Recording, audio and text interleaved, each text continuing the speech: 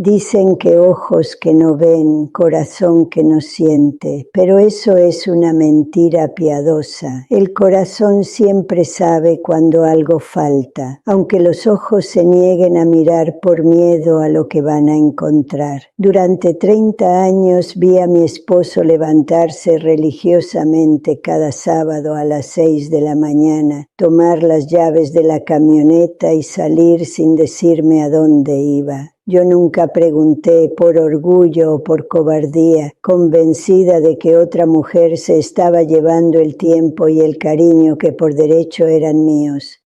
Me llamo Hortensia, soy tapicera aquí en Chetumal y me he pasado la vida entera renovando muebles viejos, creyendo que sabía distinguir perfectamente una estructura firme de una podrida. Pero con Sebastián, mi propio marido, fallé en lo más básico. Cuando él falleció la semana pasada, el silencio insoportable de la casa me empujó a abrir el único cajón que él siempre mantuvo bajo llave en nuestro taller. Yo esperaba encontrar cartas de amor ajenas, fotos prohibidas o la prueba definitiva de su traición. En su lugar, encontré 30 años de recibos de ferretería y una dirección anotada con prisa en una libreta barata. Esa dirección prometía ser el final de mis dudas, la confirmación de mi desgracia. Lo que no sabía es que al cruzar la ciudad para reclamar mi lugar, no iba a encontrarme con una amante rival, sino con una realidad que me haría cuestionar cada rencor que guardé en silencio. Nunca imaginé que la puerta que cerraría el capítulo más largo y doloroso de mi vida no sería la de mi propia casa,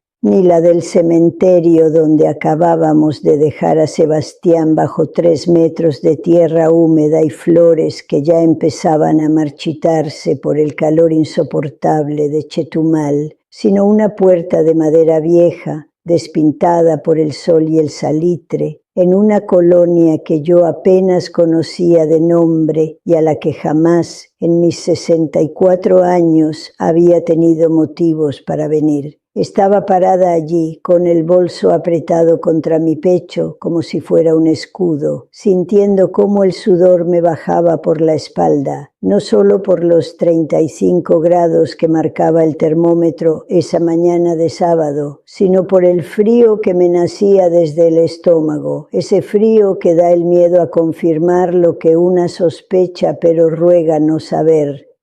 Toqué el timbre. Fue un toque seco, sin ritmo, casi un golpe de sentencia.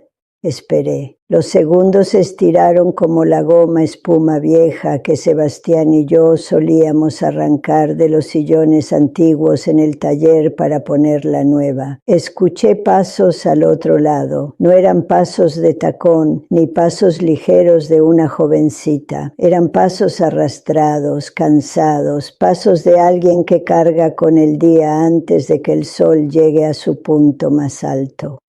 Cuando la puerta se abrió, el aire que salió de adentro me golpeó la cara. Yo esperaba ese perfume barato y dulzón que una se imagina que usan las amantes, o quizás olor a encierro, a pecado escondido, pero no. Olía a medicina, a alcohol, a ungüento de árnica y a frijoles hirviendo en una olla de barro. Frente a mí no había una mujer exuberante, ni una belleza oculta que justificara 30 años de ausencias. Había una mujer más joven que yo, sí, quizás rondando los 40 y tantos, pero la vida le había pasado por encima con la misma pesadez que una aplanadora. Tenía el cabello recogido en un chongo mal hecho, canas prematuras en las sienes y un delantal manchado de aserrín y pegamento. Sus ojos, rodeados de ojeras profundas, me miraron sin sorpresa, sin el pánico que yo había ensayado enfrentar. «Sabía que vendrías», dijo ella con una voz que sonaba a madera lijada, rasposa pero suave. «Pásale, Hortensia». Me quedé helada. Sabía mi nombre, por supuesto que sabía mi nombre. Durante 30 años ella había sido el destino de Sebastián cada sábado a las 6 de la mañana, mientras yo me quedaba en la cama fingiendo dormir, mordiendo la almohada para no gritar, imaginando cómo él se vestía en silencio, cómo tomaba las llaves de la camioneta y salía a buscar en otros brazos lo que seguramente yo, con mis manos callosas de tapicera y mi carácter endurecido por la crianza de los hijos y las cuentas por pagar, ya no sabía darle. ¿No vas a entrar?, insistió ella, haciéndose a un lado. Mis pies se movieron solos, cruzando el umbral hacia una verdad que llevaba 3 décadas carcomiéndome el alma, pero que, ahora que la tenía enfrente, sentía que no iba a ser la historia de traición vulgar que yo me había contado 1000 veces frente al espejo.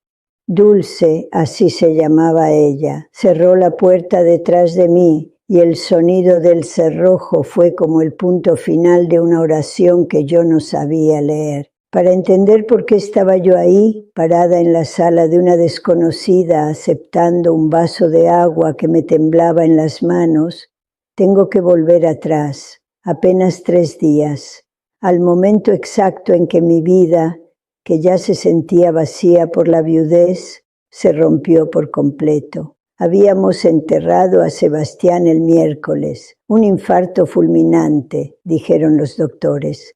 Se fue en el taller entre rollos de tela y martillos, haciendo lo que hizo toda su vida, trabajar. La casa se quedó en ese silencio terrible que sigue a los funerales, cuando las vecinas dejan de traer tamales y los parientes lejanos regresan a sus ciudades. Me quedé sola, rodeada de sus cosas, de su olor a tabaco y barniz. El jueves por la noche el insomnio me ganó. Bajé al taller que teníamos en la parte trasera de la casa. Sebastián y yo habíamos levantado ese negocio de tapicería desde que nos casamos. Él hacía las estructuras y el corte pesado. Yo cosía, ponía los botones, hacía los terminados finos. Éramos un equipo perfecto en el trabajo, aunque en la vida, desde hacía mucho, éramos 2 extraños viviendo bajo el mismo techo. Me senté en su banco de trabajo. Pasé la mano por la superficie de madera llena de cicatrices de cúter y manchas de pegamento, y entonces vi el cajón.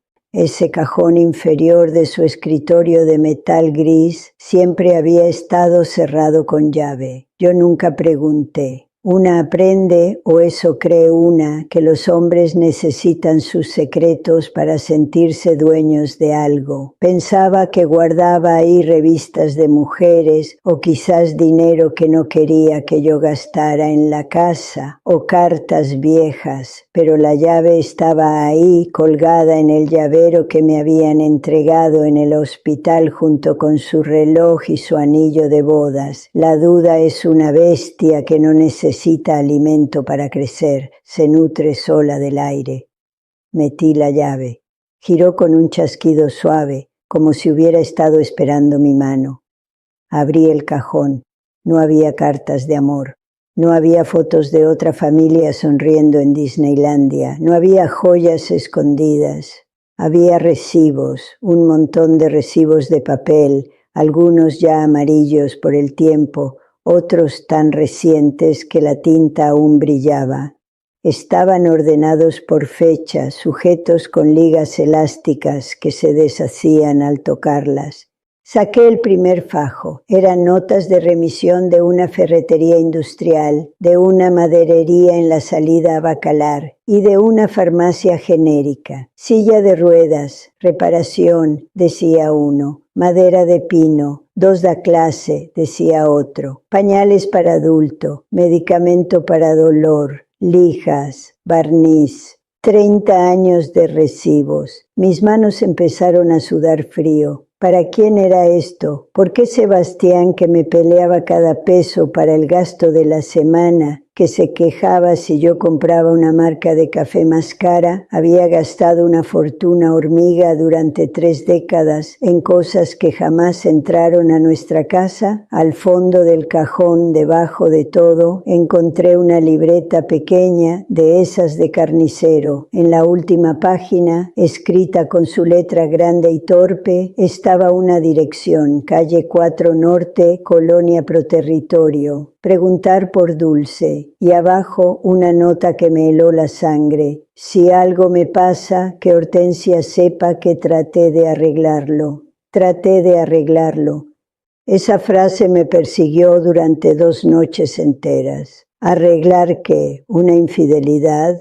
¿Un hijo fuera del matrimonio que nació enfermo y necesitaba pañales y sillas de ruedas? Mi mente, traicionera como siempre, construyó la historia más lógica. Sebastián tenía otra familia, una familia rota, enferma quizás, a la que mantenía con el dinero que nos negaba a nosotros. Y Dulce era la otra, la que recibía sus sábados, sus cuidados, su dinero y, lo que más me dolía, su tiempo. Por eso, al amanecer del sábado, el primer sábado sin él, me vestí con mi ropa de luto, tomé un taxi y le di al chofer el papelito con la dirección. Iba a reclamar, iba a gritar, iba a escupir sobre la memoria del hombre que todos decían que era un santo. Pero ahora, parada dentro de la casa de Dulce, la rabia se me estaba atascando en la garganta, porque lo que mis ojos veían no coincidía con el escenario de lujuria que yo había montado. La sala no era una sala, era un taller, pero no un taller como el nuestro, ordenado y profesional. Era un caos de bondad. Había sillas de ruedas viejas, de esas pesadas de hospital, en distintas etapas de reparación. Había andaderas soldadas y pintadas de colores brillantes. Había juguetes de madera toscos pero resistentes, caballitos, carritos, cubos, y en las paredes donde yo esperaba ver fotos de bodas o de niños ajenos, había fotos de Sebastián. Me acerqué a una de ellas sintiendo que las piernas me fallaban. En la foto, Sebastián estaba en cuclillas, ajustando el asiento de una silla de ruedas para un anciano que sonreía sin dientes. Sebastián no miraba a la cámara, miraba las manos del anciano y en su rostro había una expresión de concentración y ternura que yo no le había visto desde que nuestros hijos eran bebés. En otra foto, Sebastián estaba lijando una mesa larga, rodeado de niños que lo miraban como si fuera un mago. Estaba lleno de polvo, sudado, con esa camisa a cuadros que yo le había remendado 1000 veces.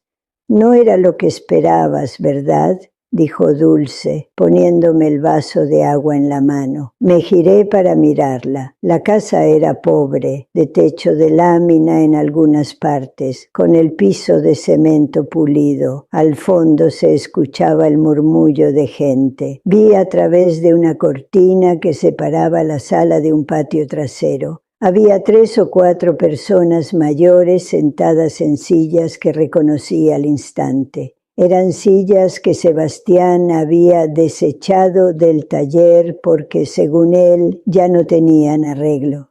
Él me dijo que venía. Empecé a decir, pero la voz se me quebró. No sabía qué decir. Él venía a trabajar, Hortensia, todos los sábados. Llegaba a las 6:30, descargaba su herramienta y no paraba hasta las 12. Nunca aceptó un vaso de refresco, solo agua. Decía que tenía que regresar a casa para comer contigo. Sentí una punzada en el pecho. Comer conmigo. Sí, regresaba a las 12:30, se bañaba rápido y se sentaba a la mesa, y yo, llena de rencor, le servía la comida en silencio o le hacía preguntas con jiribilla. Estuvo bueno el trabajo, sabiendo que el taller había estado cerrado. Él solo asentía y comía rápido mirando el plato. ¿Por qué?, pregunté, y sentí que las lágrimas de coraje empezaban a salir. Pero ahora era un coraje diferente, un coraje confuso. ¿Por qué me mintió? Yo pensé que tenía una amante. Yo pensé que tú eras... Dulce sonrió con tristeza. Se limpió las manos en el delantal y suspiró. Ven, siéntate. Esa silla la tapizó él la semana pasada. Fue lo último que hizo aquí. Me senté. La silla era firme, cómoda. Pasé la mano por la tela. Era retacería. Reconocí el damasco verde que nos sobró del sofá de la señora Pinal y el terciopelo café de las butacas del cine que remodelamos hace 5 años. Sebastián no robaba dinero, usaba los sobrantes, lo que yo consideraba basura, y lo convertía en esto. No te lo dijo porque tenía miedo, Hortensia, dijo Dulce, sentándose frente a mí en un banco de madera, y porque tenía una deuda. ¿Qué deuda? Sebastián no le debía nada a nadie. Siempre pagamos todo al contado. Una deuda conmigo, dijo ella mirándome a los ojos. Y con Dios, supongo, o con su conciencia. Me quedé callada, esperando. El ventilador de techo giraba despacio, moviendo el aire caliente y húmedo. Hace 30 años, empezó Dulce. Yo tenía 18 años, vivía en la otra calle, tenía un perro corriente, callejero, que era lo único que yo tenía en el mundo porque mis papás acababan de morir en un accidente. Ese perro era mi familia. Un sábado por la mañana, muy temprano, tu esposo pasó por aquí en su camioneta. Iba rápido, quizás tenía prisa por llegar a algún lado, o estaba distraído. Cerré los ojos. Sebastián siempre manejaba rápido cuando era joven. El perro se atravesó. Sebastián no pudo frenar, lo mató al instante. Yo estaba en la banqueta y lo vi todo. Grité como loca. Sebastián se bajó, estaba pálido, temblando. Yo me le fui encima, lo golpeé. Le grité que era un asesino, que me había quitado lo único que me quedaba. Dulce hizo una pausa, mirando hacia el patio donde los ancianos conversaban bajito. Él no se fue. Se quedó ahí aguantando mis golpes y mis insultos hasta que me cansé de llorar. Me preguntó qué podía hacer. Le dije que nada, que no podía revivir a mi perro. Él me preguntó cómo vivía, qué hacía. Vio que mi casa se estaba cayendo a pedazos, que yo no tenía muebles, que dormía en un colchón en el suelo. Me dio todo el dinero que traía en la cartera ese día y me prometió que volvería para arreglar la cerca que también había tirado con la camioneta. Y volvió, susurré. Volvió al siguiente sábado, arregló la cerca, pero vio que la mesa estaba rota y la arregló. Vio que la silla cojeaba y la arregló. Luego los vecinos empezaron a pedirle ayuda. Don Sebas, mi silla de ruedas no sirve. Don Sebas, la cama de mi mamá se rompió. Y él no sabía decir que no. Me dijo una vez, cada vez que arreglo algo siento que el peso que traigo en el pecho por ese perro y por esa niña llorando se hace un poquito más ligero. Me llevé la mano a la boca. ¿30 años por un perro? Pregunté, incrédula. Pero en el fondo sabía que no era solo por el perro. Sebastián era un hombre de silencios profundos, un hombre que cargaba las culpas como piedras. Al principio fue por el perro, luego se convirtió en esto. Dulce señaló la casa. Esta casa no es mía, Hortensia, es un centro comunitario. Él pagaba la renta con lo que sacaba de trabajos extras, o con lo que tú ahorrabas y él perdía. Aquí vienen los abuelos que no tienen quien les arregle sus cosas. Aquí vienen los niños a aprender carpintería. Sebastián les enseñaba. Me levanté de golpe, sintiendo que la habitación me daba vueltas.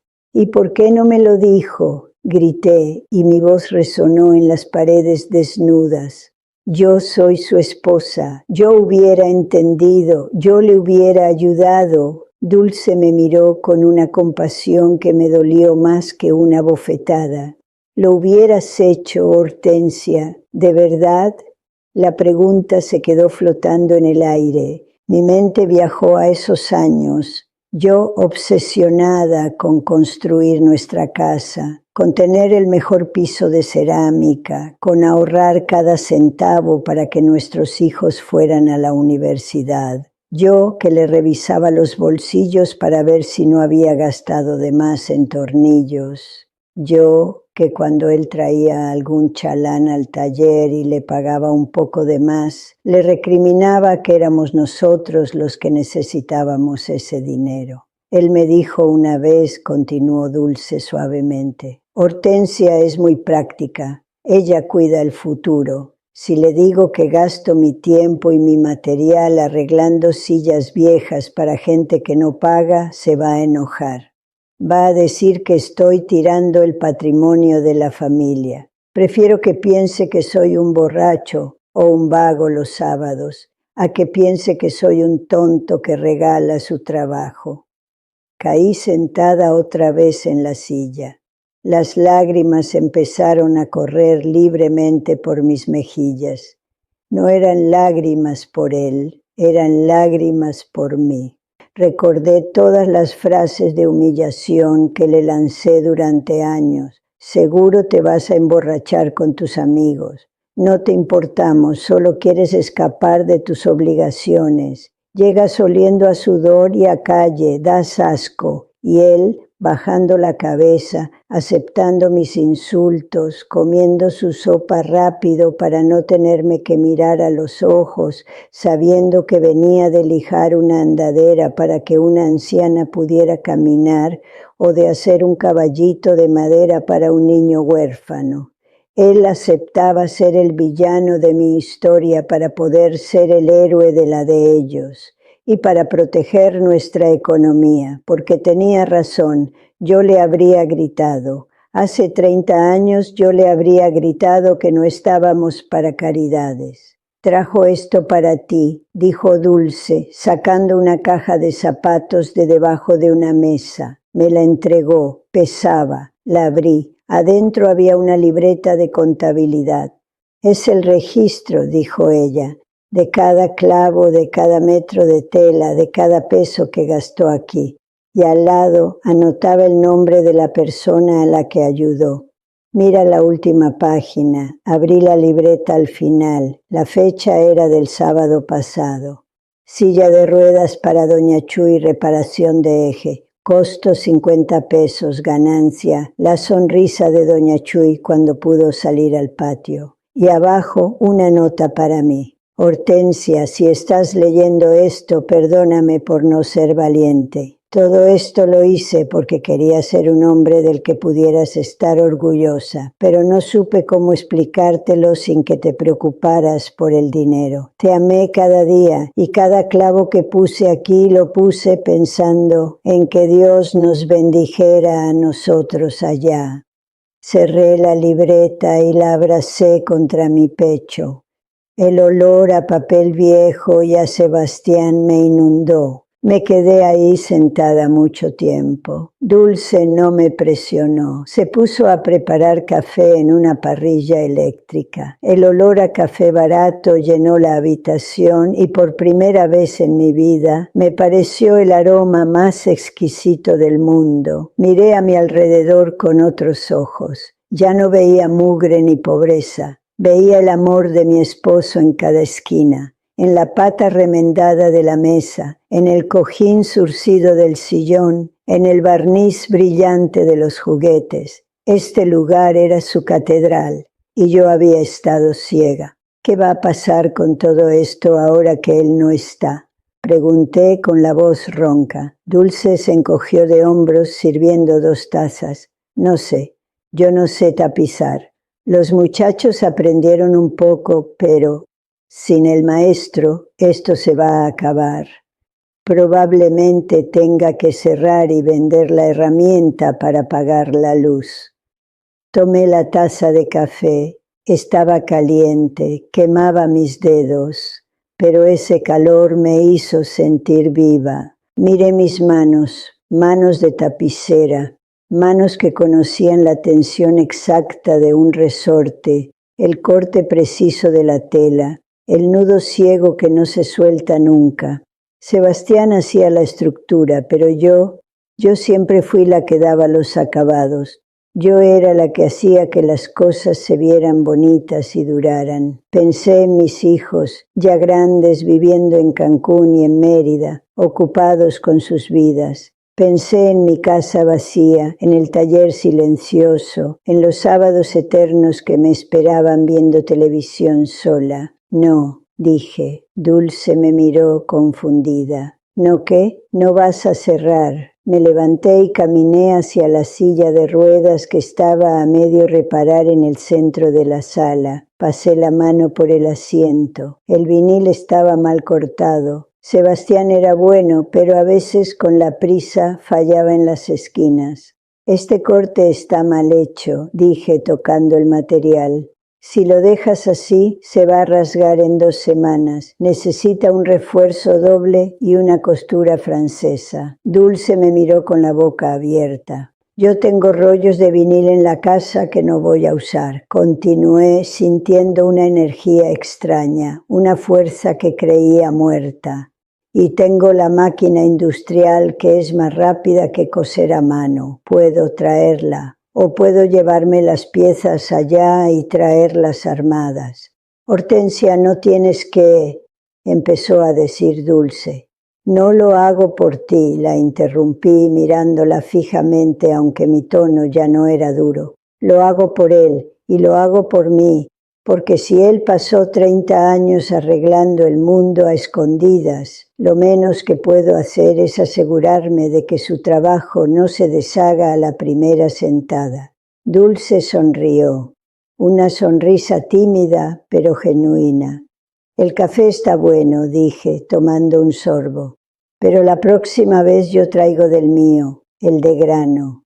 Trato hecho, dijo ella. Salí de esa casa 2 horas después. El sol de Chetumal estaba en su apogeo, cayendo a plomo sobre las calles polvorientas.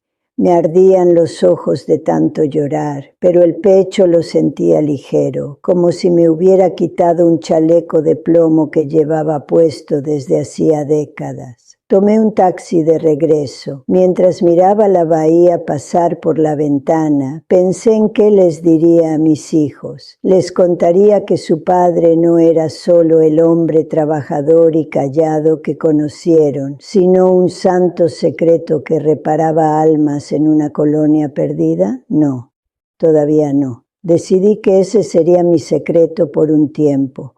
Un secreto entre Sebastián, Dulce y yo. Mis hijos se habían quedado con la imagen del padre proveedor. Yo me quedaría con la verdad completa. Y con los sábados, a partir de la próxima semana, los sábados a las 6 de la mañana, yo también saldría de casa. Les diría a los vecinos que voy a terapia, o a misa, o al mercado. No importa lo que digan, no importa lo que piensen. Llegué a mi casa, entré al taller y abrí las cortinas para que entrara la luz. Miré la mesa de trabajo vacía de Sebastián. Viejo tonto, murmuré acariciando su martillo favorito. Mira que tenerme miedo a mí. Me reí, una risa corta y llorosa. Luego me sequé la cara, me puse mi delantal de trabajo y empecé a seleccionar las telas. Había mucho trabajo por hacer. Y por primera vez en 30 años no me sentía sola. Sentía que finalmente estábamos trabajando juntos de nuevo. La vida a veces nos da las respuestas cuando ya no podemos hacer las preguntas, pero nos deja las manos libres para hacer algo con lo que aprendimos. Y yo, Hortensia, viuda de Sebastián, tenía mucho que reparar todavía. Si esta historia te tocó el corazón y alguna vez juzgaste a alguien sin saber la cruz que cargaba, déjame un comentario con tu ciudad. A veces los secretos más grandes no son de traición, sino de amor malentendido. Si conoces a alguien que esté pasando por el duelo o la duda, compártele esto. Nunca es tarde para descubrir quiénes son realmente las personas que amamos, y a veces esa verdad es el regalo más grande que nos dejan. Gracias por leerme y escucharme.